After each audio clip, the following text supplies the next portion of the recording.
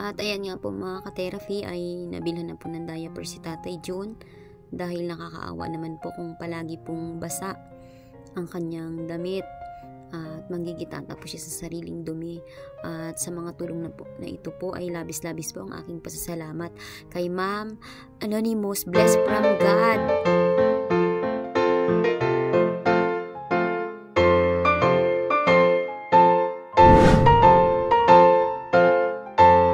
Thank you.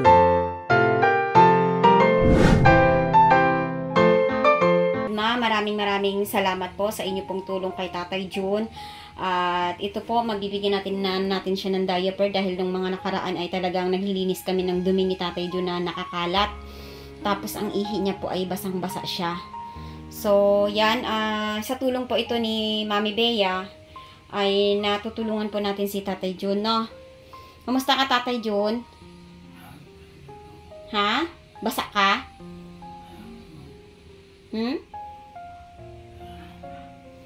Ano yan, Tay? Pasyalan ko muna si Ate Bea, ha? Nung nakaraan nandito ka sa taas, bumaba ka? Di ba nilagay ka namin sa taas? Nung binihisan ka namin, dito ka namin sa taas nilagay, mas gusto mo sa baba? Diyan ka humihiga? Paa mo nga, Tay. Itaas mo nga, Tay. Galaw-galaw mo nga ang paa mo. Taas mo. Natataas?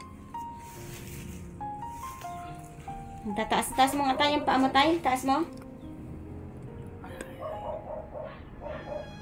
Hindi na kaya. Ang panghi mo, Tay. Ang panghi mo. Kamay. Natataas ang kamay. Ayan. Tingnan ko sa Ate Bea doon, Tatay, ha? Ayan, mga ka-therapy, ang kalagayan ni Tatay June.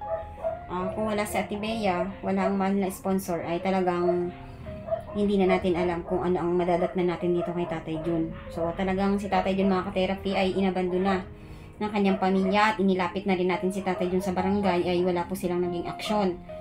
So, hindi ko po alam kung ano ang dapat pang gawin. Dahil busy rin po kami sa aming pamilya, busy sa paghahanap buhay, marami pong inaasikaso. Ayan, at yan, ito muna ang handog natin kay Tatay June at titingnan natin kung ano ang naging ano ni Ate Bea kay Tatay June kanina. Dahil naawa na po ako mga therapy kay Ate Bea. Kung ako nga po na wala akong maliit, kulang pa ang panahon ko sa bahay. Paano pa siya na may maliit na anak? A few minutes later. Ayan mga ka-therapy, ay naghandog din po tayo ng sopas dito kay na Ganda, no? Dinala din natin sa Nanay King at si Tatay June. At ayun nga mga ka-therapy, nag-uusap-usap po kami ni Ate Bea ngayon tungkol kay Tatay June. Dahil yung dala ko ngayon, yan na yung last na tulong ng mahal na sponsor. By the next day, ang magiging pagkain na lang niya ay kung ano yung maibigay mo at maibigay ko. Ganun na lang. So, yan mga ka-therapy, naubos na po ang tulong po ng ating mahal na sponsor. Yan na po yung last, yung diaper ni Tatay June. Tapos yung nadala ko po ngayon, yun ang 1 of the juice niya. Yung 1 of the juice niya, may isa pa siya sa bahay. Balik at 3 kasi ang binili ko. So, ayan mga ka-therapy, medyo nagtataka kami kay Tatay June kung bakit alagang-alaga ni Ate Bea sa pagkain. Pero, ganun pa rin. No? Pero kung pinapa-exercise naman natin siya, na itataas naman niya ang paa, na itataas niya ang kamay. Ang gusto kong nahihiya na nga sa'yo, ako Ate Bea, na yung sa pagkain ba, sa pagbibigay mo sa kanya, nahihiya na din ako. Ang hindi ko lang po talaga kaya sa totoo, yung magbuhat sa kanya talaga. Hindi ka naman talaga dapat nagbubuhat sa kanya kasi mabibinat ka eh. Bupo. Napakalaking yun lang po talagang kaya kong maitulong kay Tatay June. nagbigay ng pagkain.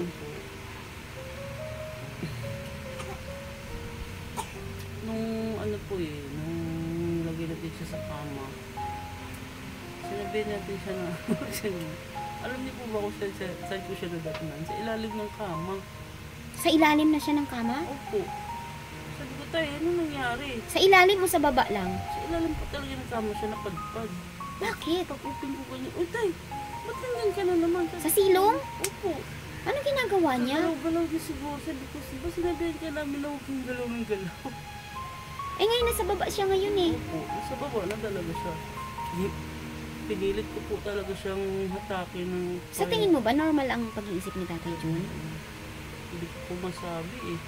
Kasi hindi ko siya mapagsabihan ng maayos eh. Pag sinasabihan natin huwag siyang gagalaw, huwag kikilos. Wala, parang hindi naman niya tayo narinig na naiintindihan. Parang hindi tayo, parang tingin ko, parang bumabalik sa pagkabata to si Tatay Jun. Talaga? Parang yun. Ganun ang tingin ko kay Tatay Jun. Kasi hindi niya tayo naiintindihan. So parang feeling niya, sanggol siya? Opo. Sa ngayon? Tapos pag nandyan tayo, parang magpapabebe talaga siya. Talaga?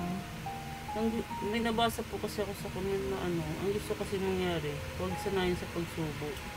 Eh, paano naman natin yan, sasanayin na siya magsubo mag-isa. Hindi naman yung tinutulungan ng sarili niya. Oo. Parang inaano lang tayo Tatay Jun. Kasi ang inaasahan ko mag-i-improve siya dahil nga pinapakain mo na siya. Parang siya talaga aso sa atin. Yung damit niya, hinayaan niyang basa eh. Sa likod niya. Pwede naman siyang nakagapang. Pipiliin niya yung Kailan lang natin siya binihisan, hindi ka rin naman pwedeng ma-expose sa dumi niya. Hindi ka rin pwedeng ma-expose sa... Nung umuwi po kayo nung gabi yun, mga hating gabi, nilagnat ako mo din. Hindi, grabe talaga. Talaga? Po. Sabi ko, medyo magaling na nga po ako. Okay na po ako ngayon. Kaya di po ako lumalabas. Nandito lang po ako sa loob. Pero pinakain mo pa rin siya kanina? Opo, umaga, tanghali, gabi. Tapos meron pa siyang snack kanina, alas 3. Grabe ang alaga mo kay Tatay Opo. Jun. Dinabli ko na lang po yung yung mask ko. Para hindi ako nabili. Dari, kainin niyo yung sopas. Sige na, kainin na. Ayan. Ayun. So, Ate Bea, nakapag-massage ako kanina. Magkano nga yung kinarga nating tubig? 80 lang po yun. 80 pesos. So, nakapag-massage tayo kanina, bayaran ko na yung tubig para... Yan, pondo na lang yung yung 20 pesos, idagdag mo na lang yan dyan sa'yo. Okay po. So, yan, buti nakapag-massage tayo kanina. At yun nga mga ka-therapy, wala na po tayong magagamit po para kay Tatay Jun sa kanya pong mga needs na pagkain. So, although may diaper siya ngayon na 10 peraso, ang problema dyan yung pagpapalit. Yeah, nga po. Alam nga namang si Ate Bea pa ang magpalit. Ayan, na-share natin si ng sopas saka si para kay Tatay Jun. No? Nako. Kain ka, baby. Yan si ate. Sarap. Nagpapahinga talaga ako. Nagpahinga ka? Oo, ako din, nagpahinga din ako nakaraan. Napasubo ako sa massage noon sa probinsya eh. Mga ka-therapy, si Ate Bea ng mas. Kasi nga,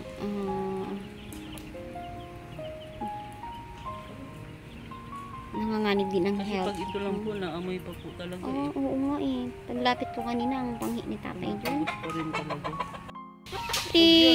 Ano yan? Naglalakad yan ng kalayuan te. Oh, Pag umaga pa lang, naglalakad na yan. kaya nga kahit stroke siya, mabilis siya nakarecover. Kasi, Kasi si Tatay Jun nang na-stroke siya, hindi naman patay ang katawan niya eh. Kaya Hindi nga. eh. Nakakalakad siya noon eh. nagdaigon kasi ni Tatay Pel. Samantalang sa Pel, 50-50 na yung dati. Walang alamin, namatay na yun. Oh, talaga? Tignan mo na yun, balik siya sa dati. Malakas, agaga pa minsan nakikita ko yun eh. Bumibili pa lang ako ng pandesal ay nakikita ko na siya naglalakad. Yan. Maaga pa lang. Ganun talaga pag ang tao gusto makarecover. Gagawa at gagawa ng paraan. Kasi Tatay, maasa na lang lagi. Yung Tatay Jun.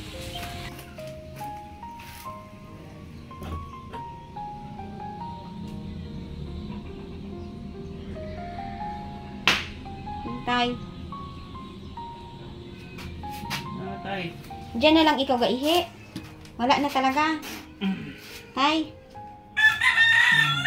Ha?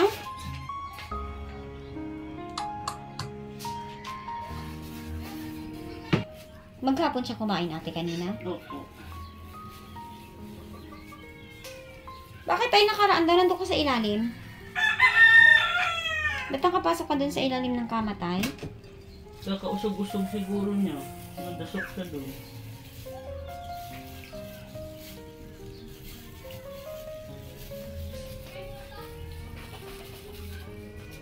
Ay, yung ano pala niya, Optidios. Naubos na Optidios niya? Opo, ubos na. May dala ako eh.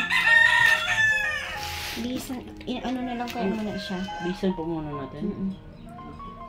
Ay, mayroon naman siya tatay doon na ano. Haluan mo na lang to Ate Bea ha, ng ano, ng kanin niya. No? Kasi wala siyang maulam eh. May short kaya siya dyan? Ipatong natin siya ulit dito. Ito po alam. Ipapatong ka namin tayo, dyan ka na lang. Ay, ito po. Short po na ito. Diaper na lang muna. Ano kayang itsura ng diaper na yun ate? Nagkasakit pala tatay si Ate Bea nakaraan eh. Sa sobrang pagod. Ito pala. Maganda yung diaper niya na yan. Isusuot lang sa kanya. Pants pala. Isusuot lang yan. Wala kang dumi tay? Hindi ka nagdumi?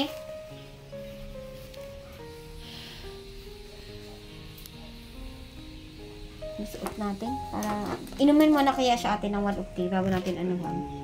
Na anuhan ko na yan eh. Nalagyan ko na Ay, yung ito tubig. siguro pala niya. Kulit mo na ito. Kasi inasahan ko tayo lalakas ka eh. Kasi inaalagaan ka ni ate sa pagkain. Kaya lalakas ka. May 1 of tea juice ka pa. Alam mo ba, grabe yung mga umiinom ng 1 of tea juice na yan. Ang bilis ng recovery nila dyan.